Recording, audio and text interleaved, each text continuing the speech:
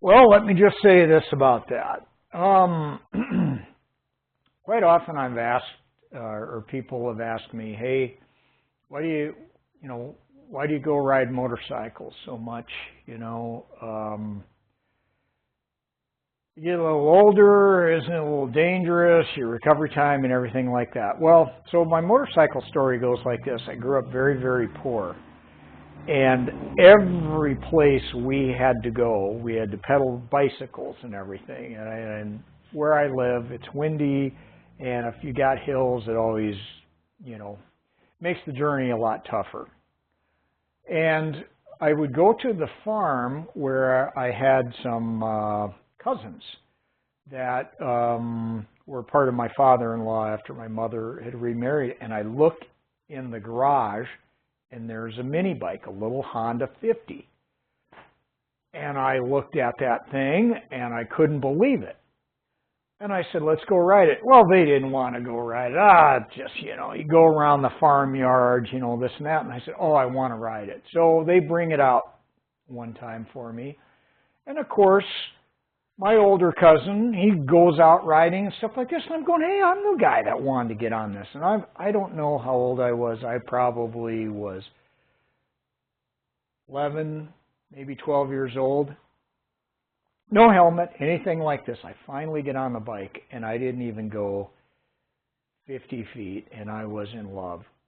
Not having to pedal, it was a little 3-speed, 3 down, 3 up for the transmission. Nonetheless, so it just captured me. And so I was 14, 15 years old. I still didn't have a driver's license, but my brother bought a motorcycle, and I would ride that to work now and then and stuff like this. We'd go ride on the roads. It was the way it was. And I really enjoyed it. So fast forward that, I'm in college. So I had some dirt bikes. Enduros is what we used to ride back in the late 70s, early 80s. And there were a lot of trails close to town, and kind of, learned how to ride pretty good there. Bought my first motorcycle when I was 16. So I've owned 50 of them, and all of them registered in my name. Nonetheless, I get out of the Army, I'm in college, I buy another motorcycle. Enduros are gone, street bikes are in, right? I was bored with it. So I sold it to a buddy of mine, and about 3-4 years later, maybe it's a little bit longer, I decided to get another bike. And I decided I was going to ride to Oshkosh, Wisconsin for the world's largest air show. And didn't know what I was getting into. It's late July. I asked my girlfriend, hey, do you want to ride out to Oshkosh? She's all in. Didn't know what we were doing. We loaded up. I had some soft-sided saddlebags. I put it on there. And we're riding over there. And it just kind of, it was painful, right? You don't know what you're getting into. But we rode over there. Riding back, it was a hot, windy day. Fighting the bike.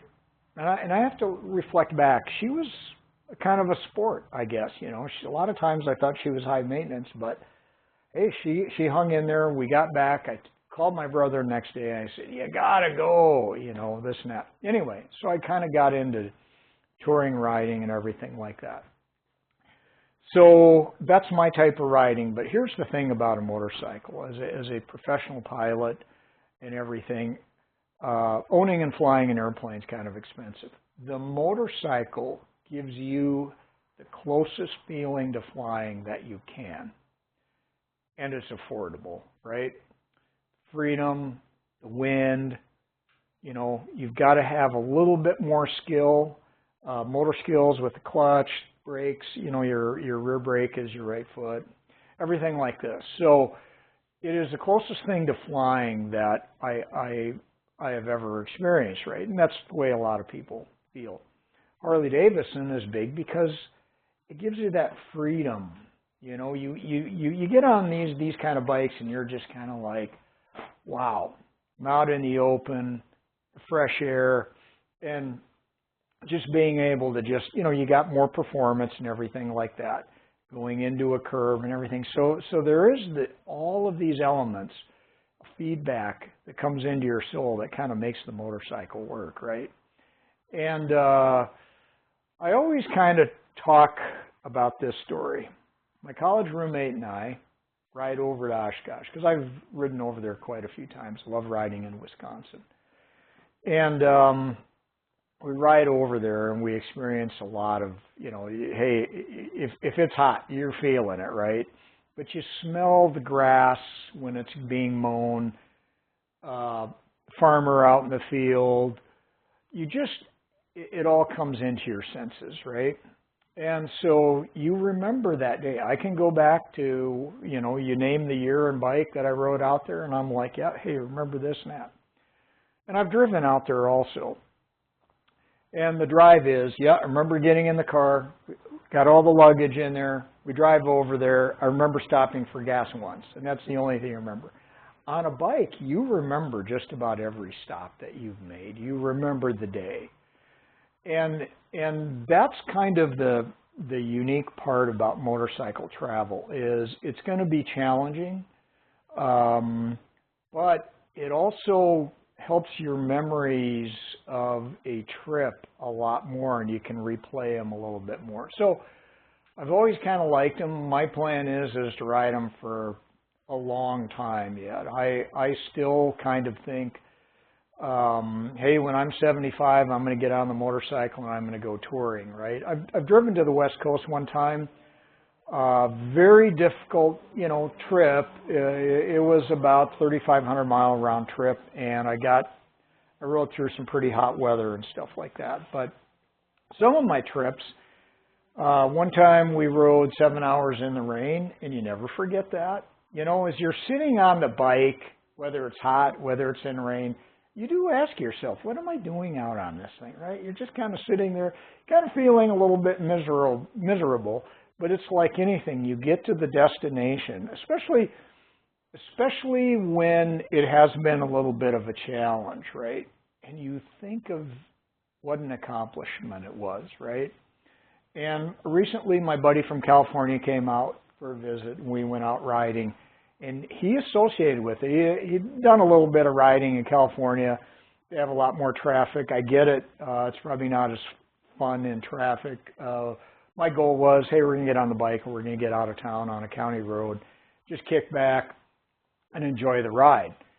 And he associated with, yeah, it's kind of like getting on a horse back in the day and going someplace. And so there's a lot of, there's a lot of that. You got to have balance. There's just a lot of muscles and things that you now have to use as you're on the motorcycle. Obviously, a lot more situational awareness, but with nothing around you, and they call it the cage, but with nothing else around you, you see it all.